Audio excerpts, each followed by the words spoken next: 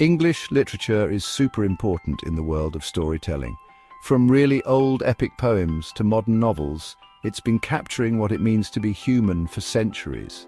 This awesome tradition started in the British Isles, but now the whole world loves it. People everywhere read, study, and get inspired by English literature. Its themes like love, loss, and ambition are things everyone can relate to, no matter where they live. English literature is cool because it's always changing. The English language itself has changed a lot over time, and the stories reflect that. From the rhythmic Old English poetry to the complex modernism stories, each period is unique. As the world changed, so did the stories. This journey through English literature will show you the important periods and their most famous works. We'll explore the culture and history that shaped these literary movements, from Beowulf's epic battles to the social commentary of Jane Austen and Charles Dickens. We'll see how writers responded to their times. Join us as we explore how English literature changed. We'll meet iconic writers like Shakespeare, Milton, and Woolf. Get ready to explore a world of words where stories can take us to new places, make us think, and connect us to people across generations.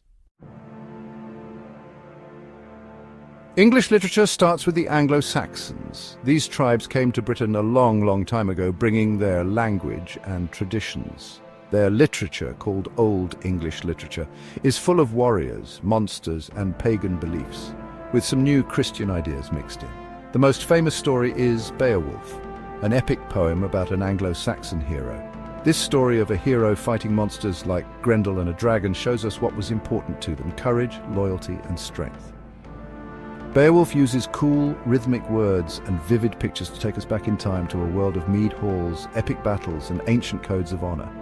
Besides Beowulf, Old English literature shows us what people believed and worried about. Poems like The Wanderer and The Seafarer explore themes of exile, loss, and trying to find meaning in a world that's always changing.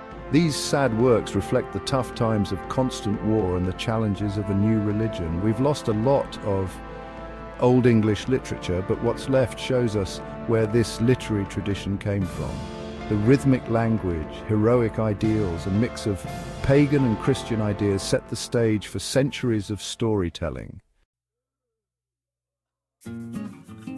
When the Normans conquered England in 1066, everything changed, including the stories. The Normans, who spoke French, had a big impact on English literature. This period, called Middle English literature, saw Anglo-Saxon and Norman traditions come together, creating something new and exciting. One writer stands out: Geoffrey Chaucer. His masterpiece, The Canterbury Tales, is a collection of stories told by a group of pilgrims traveling to Canterbury Cathedral.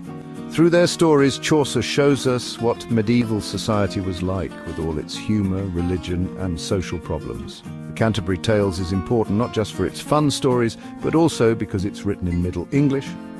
Chaucer's choice to write in everyday language, not French or Latin, helped make English a language for literature. His characters, from the knight to the wife of Bath, are still interesting today.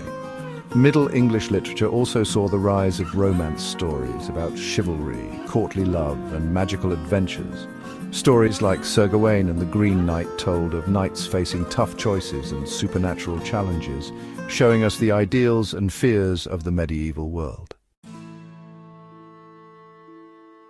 The Renaissance was a time when people got really interested in classical learning and human potential again. This led to a golden age for English literature. There was so much creativity in plays, poetry, and prose, with writers trying new things and exploring complex themes. The biggest star of this literary revolution was William Shakespeare. His plays are still loved all over the world. From sad plays like Hamlet and Macbeth to funny ones like A Midsummer Night's Dream and Twelfth Night, Shakespeare's works explore all human emotions. His skill with language, characters, and drama made him the most famous playwright ever. Another important Renaissance writer was John Milton. After the excitement of the Renaissance, the Neoclassical period, also called the Age of Reason, focused on order, logic, and wit. Inspired by the ancient Greeks and Romans, writers valued clarity, restraint, and formal elegance. Satire, using wit and sarcasm to make fun of social and political stupidity, became really popular. John Dryden's Absalom and Achitophel, which criticized the politics of his time, shows how satire can expose hypocrisy and challenge authority. Alexander Pope, another master of satire, used his sharp wit to expose the silliness of 18th century society. His poem, The Rape of the Lock, makes fun of a small incident among rich people, showing how absurd their values were. Jonathan Swift, maybe the most famous satirist, used his wit to criticize human nature itself. His novel Gulliver's Travels follows Lemuel Gulliver on crazy voyages to strange societies that reflect the flaws of humanity. The Neoclassical period, while focused on reason and order, also dealt with the changing social and intellectual world of the 18th century. Writers explored ideas of individual freedom, the role of government, and what it means to understand things, setting the stage for the Enlightenment and its focus on reason and progress.